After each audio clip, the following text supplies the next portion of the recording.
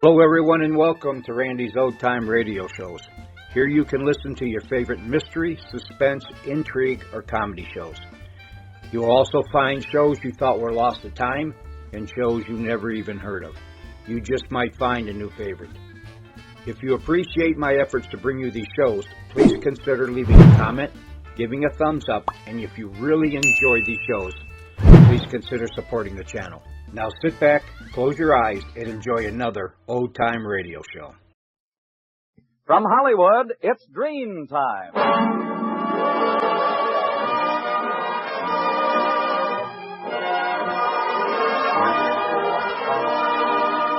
Ladies and gentlemen, the makers of Dream Shampoo are pleased to present the 16th in a series of new programs produced by Carlton Alsop and starring Don Amici. Let me sleep, will you please, Blanche? Francis Langford. John, I'll go insane if you don't stop that snoring. Danny Thomas. It's a free country. I'm a citizen. And Carmen Dragon and his orchestra.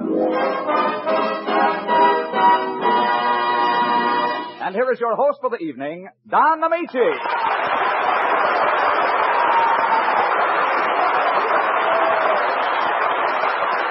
Thank you, ladies and gentlemen, and good evening. Hello, Don. Hello, Francis. I've been meaning to tell you something for a long time. When I look at you, I see the brush of Raphael kissing a canvas with your likeness. When I hear you, it's the strains of a Schubert sonata reaching out to caress my ears. And when I'm with you, it's a divine sonnet of love written by Shakespeare. Such a lovely comparison and so literary. Who can be worthy of such words? The way I really feel about you is beyond words.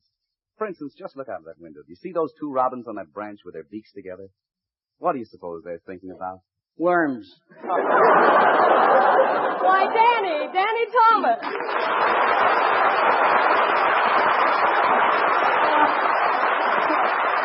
Oh, Danny, please, why must you always be so horribly present at the wrong times? Until you came along, I was having a purely intellectual conversation with a charming girl. Look, I happen to be an expert on the subject. I've got plenty of girls, haven't I? You have? Certainly. I even write my diary 2 weeks in advance. That may be so, but right now you're reading my diary over my shoulder. Meaning? It so happens that Francis only goes out with certain persons. Well? Who's certain you're a person?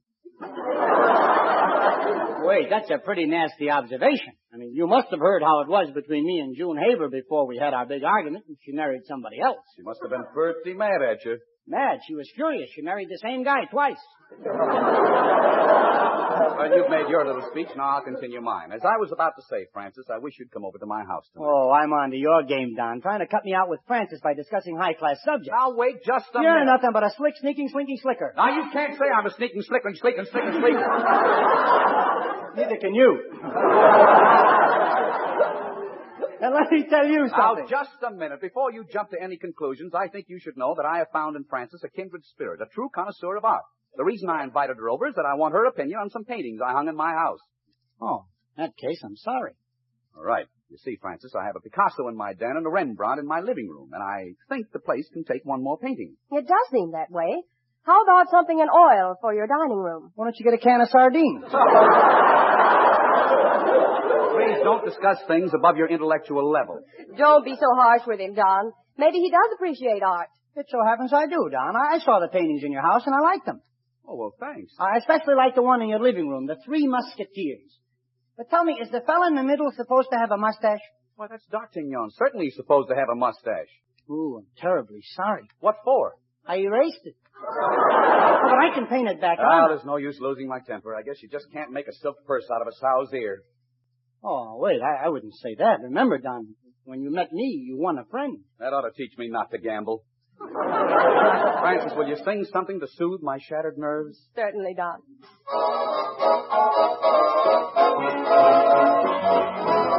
This can't be love because I feel so well. No sobs, no sorrows, no sighs.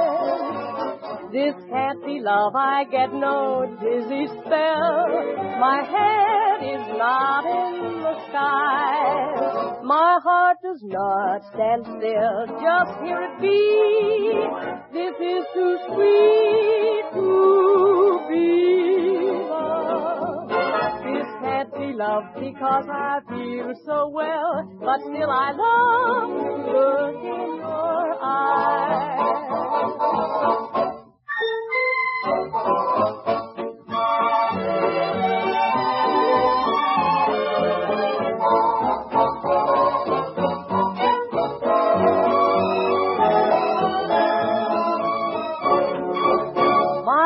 heart does not stand still. Just hear it beat.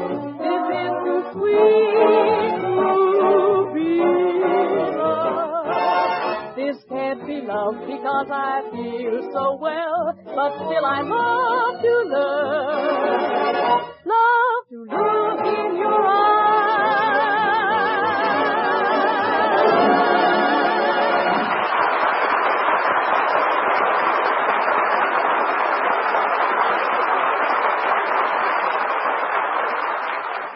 Never, yes, never before Dreen could any shampoo reveal all the natural brilliance of your hair.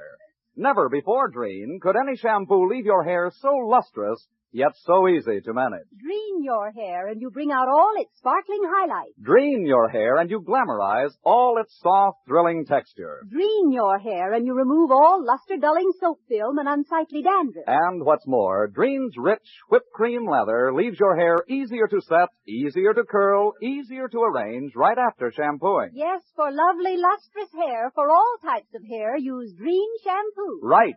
Never before Dreen could any shampoo leave your hair so lustrous, yet so easy to manage. D-R-E-N-E, Dreen shampoo.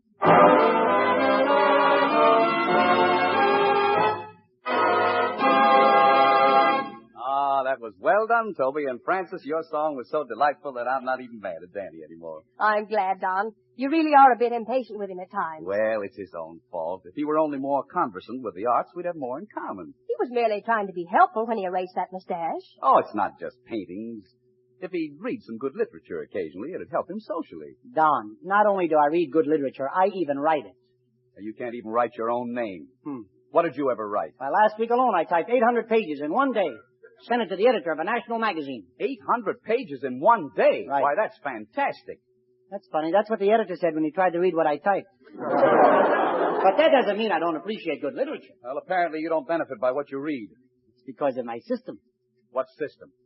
System. I always read the first few pages of a book, then I read the last few pages. Then I start in the middle and read towards whichever end I like the best. Francis, what were we talking about? Literature. And incidentally, I just read a wonderful book, Swan's Way by Proust. Oh, my uncle read that book. What does that make you? His nephew. Don, don't you think we should be more tolerant and sympathetic? Perhaps fiction doesn't interest him. He may be stimulated by philosophy. Philosophy, that's a funny thing. You know, Francis, when I was 5 years old, I came home with a volume of Plato under my arm. 5 years? Weren't you a little young for Plato? After all, does a kid know what he's stealing? Danny, may I make a suggestion? Of course. Next time you go to the library, get a book on the rearing of calves and present it to your mother. Yeah. Francis, may I see you for a minute alone? But wait a minute. How do you like that? Walked away from me. Big shot intellect. Thinks he's smarter than me. He's just lucky he was born with a brain. Can't even write your name, he says to me. I should have said, I can too write my name. I should have said, maybe not from memory, but... If you knew more about the arts, we'd have more in common, he says. I should have said, listen, you're a stupid, ignorant baboon, and I'm your equal, I should have said. Suppose I'm not as well read as he is. What does that make me, the schnook of the month? I should have said, I'll say it. It's a free country. I'm a citizen. Hey, Don. Yeah, Danny, don't get excited. I'm here. I insist that you revise your opinion of me. You're not being fair. I happen to have a reason for not being literary. I'm listening. Well, when I was 7 years old, I took Little Women out of the library. It was my first book. And I've regretted it ever since. Why? Today I'm $6,482 overdue on my library card. I'm a slow reader. And that's why I'm convinced that being a patron of the arts is very costly. Danny, art doesn't have a material side. The great masters were guided by their spirits, not their stomachs. Van Gogh, for instance. He lived in a desolate cabin without plumbing, lights, or ventilation. His roof leaked and his walls were caving in. What would you do if you lived in a place like that? I'd rent it for $500 a month. Oh, Danny, why do you always treat serious subjects so lightly? Don, you think I'm intellectually unequipped? Definitely. That I just want to have a comic touch? You try. Don't be surprised to learn that I am hip. On what? Artistry, philosophy, and such. But the greatest bit of philosophy that I know was told to me in Trinidad by my friend Calypso Joe. What did he say? Listen.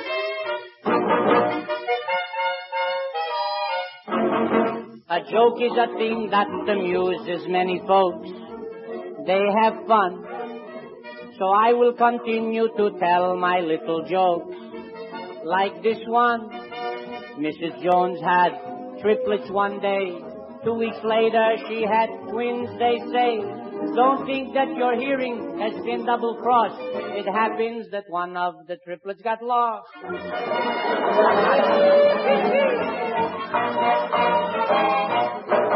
Now, here is a thing that has a comical slant. It appears my uncle has been married to his wife, my aunt. 30 years. 30 years now. That's a long time. And to me, my uncle is sublime. He said his romancing has never grown dim. If his wife finds out, I know she will kill him. Very well, man. Of course, there is no perfect marriage that I know in this life. I'll soon be divorced by Mrs. Calypso Joe. That's my wife. She said that she is through with me, and a bachelor is no thing to be. So I'll marry her sister. I'll tell you what for. I don't have to break in a new mother-in-law.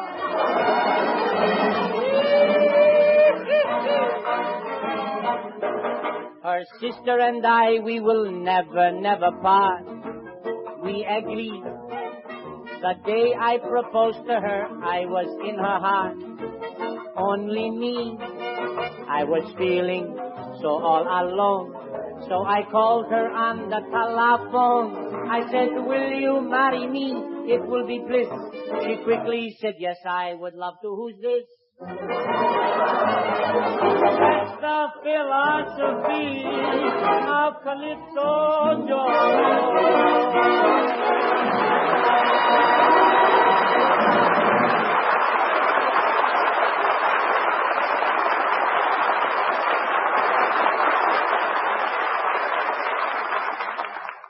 Not 50%. Not 75%. But 100%. Yes, Dream Shampoo reveals 100% of the natural loveliness of your hair. All its sparkle, all its sheen, all its dazzling brilliance. That's true. Never before Dream could any shampoo leave your hair so lustrous. That's because Dream is not a soap shampoo. Leaves no dull film as all soaps do. And what's more, Dream does not dry out your hair. Instead, Dream's richer whipped cream lather leaves your hair easier to set, easier to curl, easier to arrange right after shampooing. So for lovely, lustrous hair, use Dream Shampoo. Yes, for all types of hair, dry, normal, or oily, use Dream Shampoo. Buy Dream at all drug department or 10-cent stores in the familiar blue and yellow package. Or ask for Dream at your beauty shop. Remember, never before Dream could any shampoo leave your hair so lustrous, yet so easy to manage. Your hair can have that dazzling sheen the very first time that you use Dream. Right, your hair can have that dazzling sheen the very first time that you use Dream.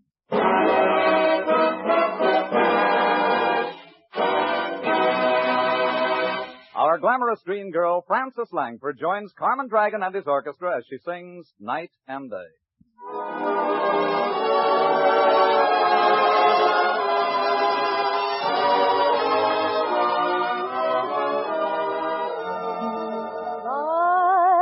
Beat, beat, beat of the tom-tom when the jungle shadows fall, like the tick-tick-tock of the stately clock as it stands against the wall, like the drip, drip, drip of the raindrops when the summer shower is through. So a voice within me keeps repeating, you.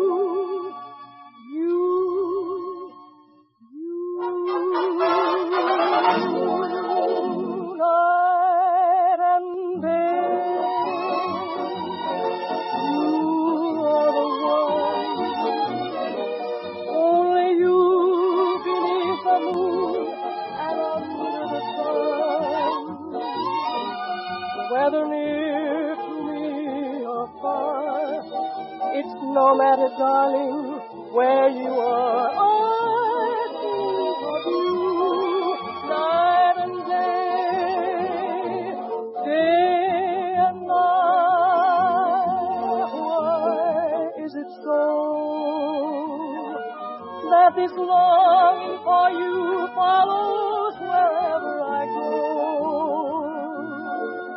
In the roaring thunder, in the silence of my lonely room, I think of you night and day, night and day, under the hide of me. There's an oh, such a hungry yearning burning inside of me, and its torment won't be through till you let me spend my life making love to you. Day and night, night and day.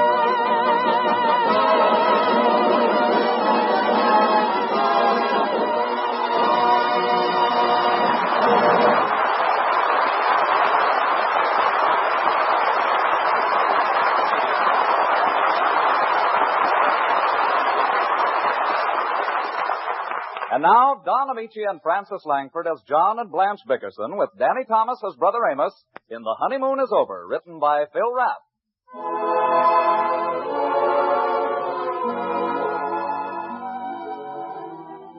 The Bickersons have retired. Mrs. Bickerson lies tense and silent in the darkness, while poor husband John, insomniac extraordinary, engages in another grueling bout with the dread affliction that borders on madness, lethargica profundus. Listen.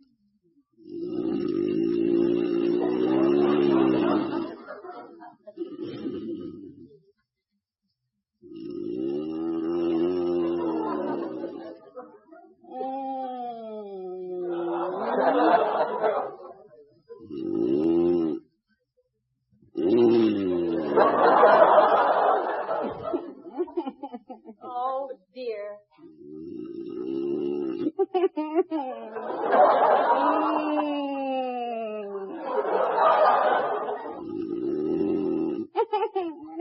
Positively not human.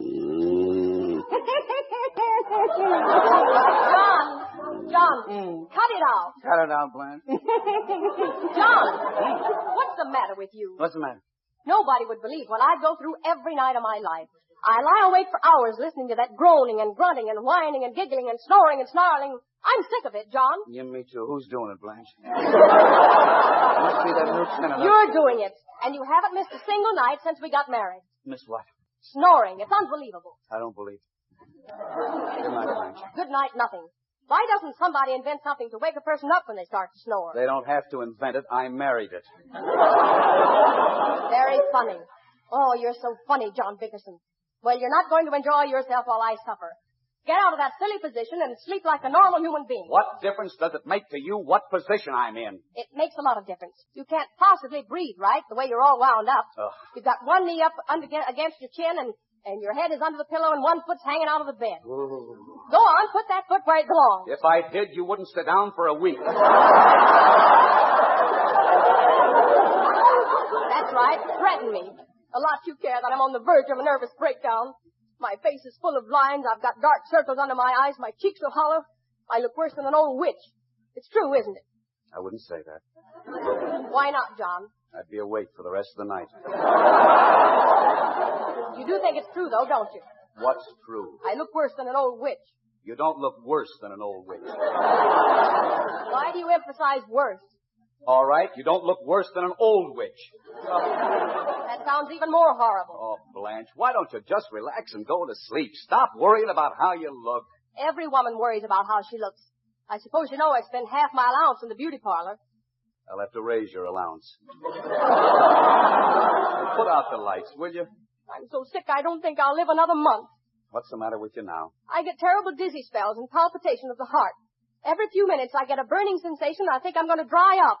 You say it, but you won't do it.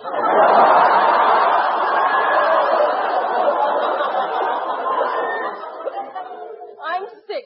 I know I'm at death's door. Well, go see Dr. Marvin. He'll pull you through. How can you lie there and watch me writhe in agony? Right now, my pulse is going like a trip hammer. Oh, let me see. Oh, there's nothing wrong with your pulse. It's steady as clockwork. You've got your fingers on my wristwatch. What time is it? It's 3:30. Oh, John, I know I'm going to die. Oh, you're not gonna die. Every single time I get a premonition, it comes true. And I've had this dying premonition a half dozen times. Well, it didn't come true, did it? Don't yell at me. Send for the doctor. Oh, you don't need the doctor. I'll handle it. Where's the bourbon? Bourbon? I don't want any bourbon. Now, will you let me help you or not? I've got the greatest cure in the world for your condition. All you have to do is poach 2 eggs in bourbon. I won't eat eggs poached in bourbon. You don't eat the eggs. You drink the gravy.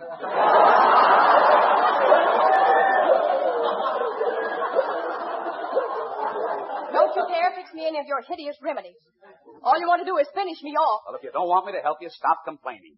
You wouldn't talk that way to Gloria Gooseby. Oh, now don't start with Gloria Gooseby. All she has to do is sneeze, and you run up and down looking like Dr. Kildare. The day she fainted from the heat, you were busy rubbing her ankles. Well, you always rub a person's extremities when they faint. Well, you didn't have to be so extreme. Why didn't you rub her hands? Leah was rubbing her hands. I can't understand what you see in that hussy. I hate her, and you know it. It's those tight slacks she wears. When she walks into a room, her eyes pop out further than yours. Nobody's eyes pop out. I mean, my eyes don't pop out at all. If you don't quit harping on Gloria Gooseby, I swear... Go on, hit me. You've done everything else. Sick as I am, maybe I'll have to have an operation. An ambulance will come in the middle of the night and take me away. An emergency. There's no emergency. I might even die on the table. And if I do live, I'll lie there in the hospital in a charity ward. Nobody to visit me, no call. Blanche. Why don't you send some flowers, John? Why don't you stop blowing your top? You're no sicker than I am. You're just putting on this act to keep me awake, aren't you? Now tell me the truth. Is it so impossible that I might have an operation? Well, what of it? Thousands of people have operations. It's nothing to be afraid of. You wouldn't hear me squawking like that. Not much. You had to take ether to have glasses fitted. Well,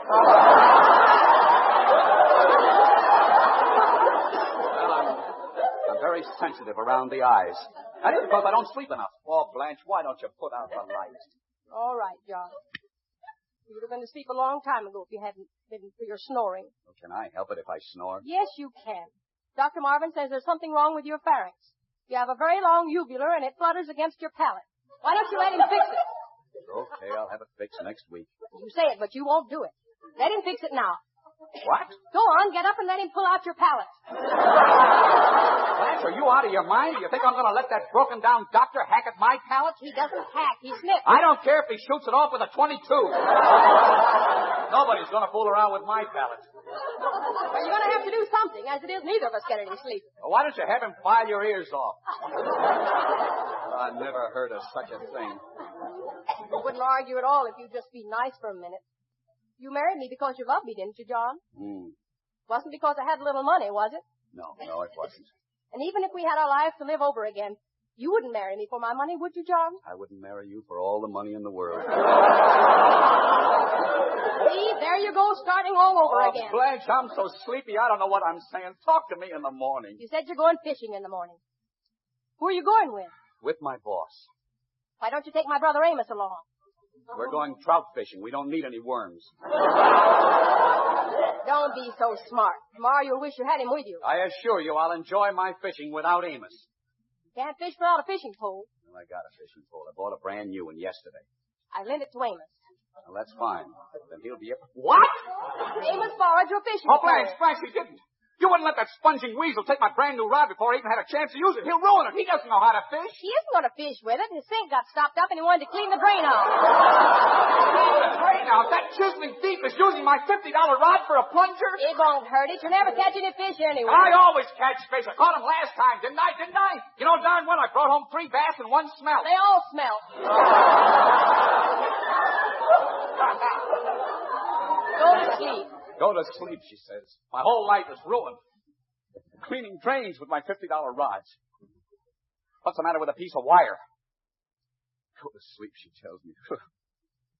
I'll never sleep another wink as long.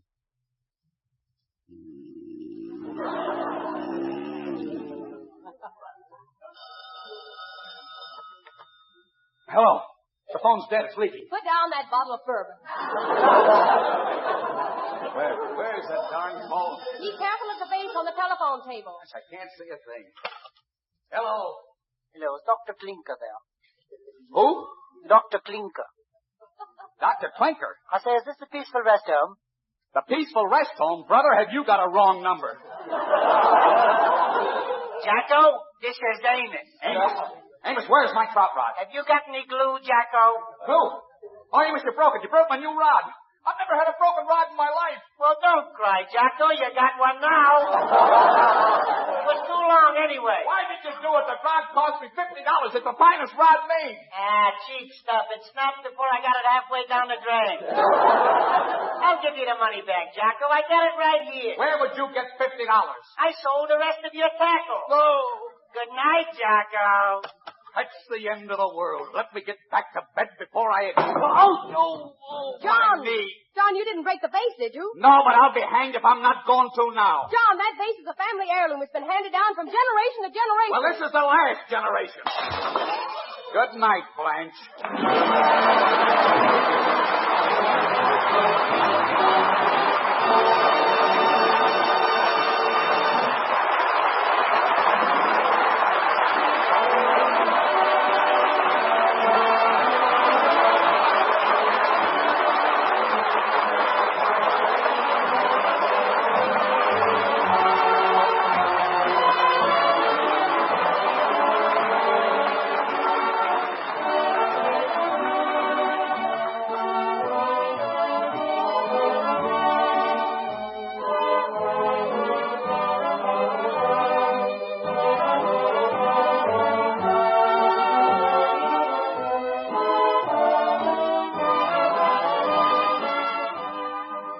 This is Toby Reed reminding you, never before dream. Yes, never before dream could any shampoo reveal 100% of the natural luster of your hair. Listen next Sunday for another pleasant half hour with Don Amici, Danny Thomas, Francis Langford, Carmen Dragon, and his orchestra. And now here is Don Amici reminding you there's still time to give and give gladly to the 1947 Red Cross Fund and wishing you good days, good nights, and good luck until we meet again.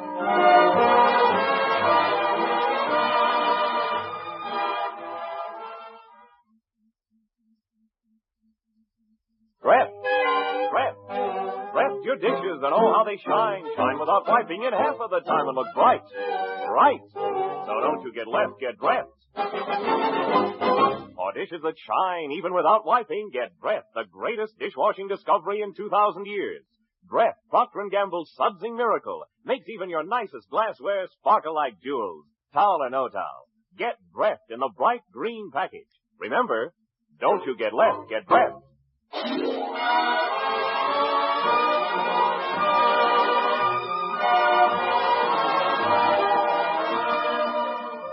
Don Amici will soon be seen in the Republic picture, That's My Man. Danny Thomas appeared by arrangement with Metro-Goldwyn-Mayer, producers of the new musical, It Happened in Brooklyn. Danny Thomas's song was written by Jerry Seelan, with special music by Carmen Dragon. Why isn't there more soap? Because adequate supplies of soap, fabrics, medicines, and many products can't be made without more fats than are available today. And that's why everyone is urged to save every drop of kitchen fats, every day. The need is urgent. The reason's sound. And dealers now pay more per pound. This is NBC, the National Broadcasting Company.